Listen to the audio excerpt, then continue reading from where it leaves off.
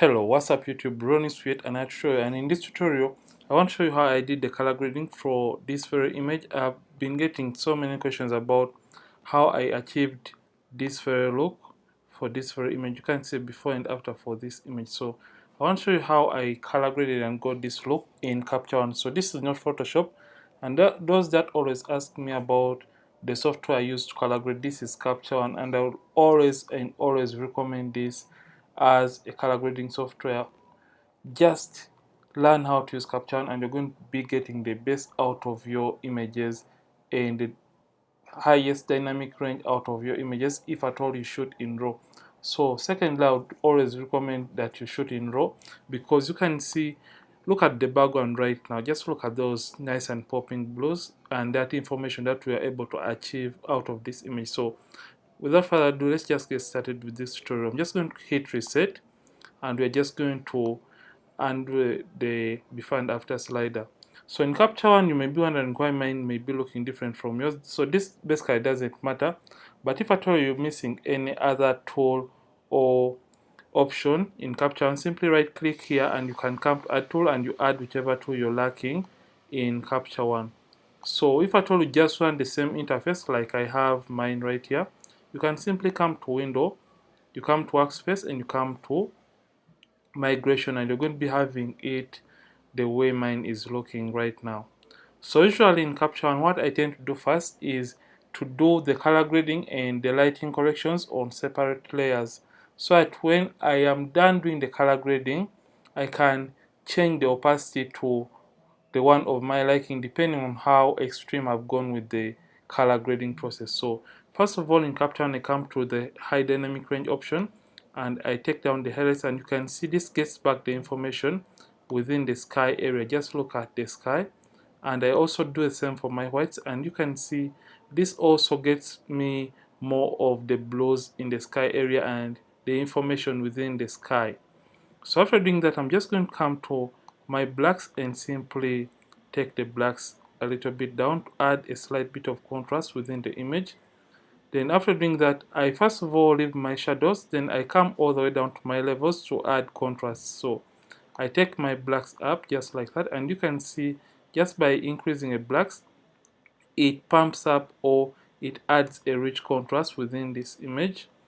And those that may be wondering about the settings, I shot this image at around 3 and the sun was really harsh. So you can see my settings. ISO 100, the shutter speed was 1 out of 500 of a second, and I shot it at f5. So after doing or adding some blacks within the levels right here, I'm going to come back to my shadows and slightly open up my shadows. I'm not going to open them all the way, and this is okay. So the next step, I'm going to add a little bit of clarity. So depending on your workflow and what you really want, you can take a different approach depending on how you want to do the basic lighting corrections to your images. So after doing that, like I said, I do the basic lighting corrections on the background layer, and for my color grading, I'm just going to come to this plus icon and right click, and you come to new field adjustment layer. So this color grading is going to be affecting the overall image like we are looking at it. So the whole image or the whole layer containing the image is going to be color graded, meaning after color grading we can eliminate some areas that we don't want to be affected in this image. So you're just going to come down here where it says color editor, and under color editor we have basic, advanced and skin tone, and beneath it we have the color balance. So we're just going to be using these two options to do the color grading on this image. So the very first step you're going to do, you're just going to come to skin tone, just look at the skin tone option and click on it, and you come down here and you left click on this eyedropper tool, meaning we just want to balance or even out or get a uniform skin color. For example, if at all I'm to zoom in, you can see we have uneven skin tone color. Just look at, we have some reds, we have some yellows right here, we have some oranges right here, then we have some yellows here. Just look at the face, it is not matching with the hand. So just want to get a tone that is going to be uniform for the rest of the image. So by using the eyedropper tool, you're just going to click on the area that is going to represent the rest of the image.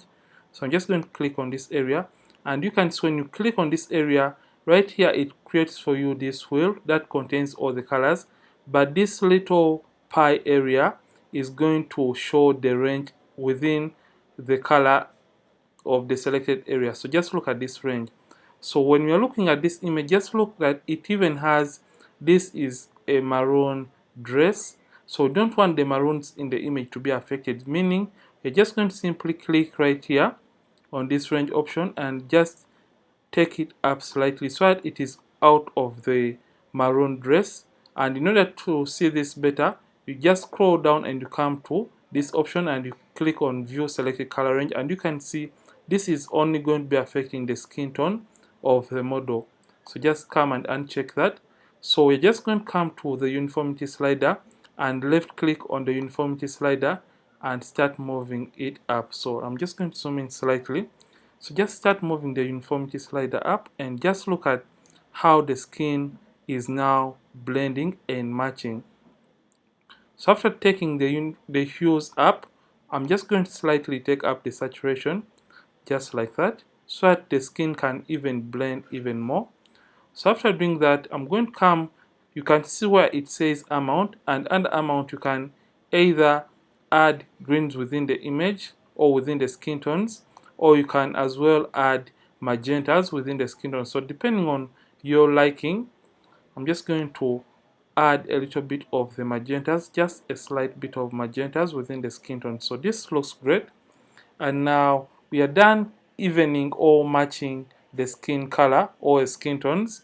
I feel like I should take the uniformity a little bit higher. So after doing that, I'm just going to come to my lightness and slightly darken the skin tone, just slightly.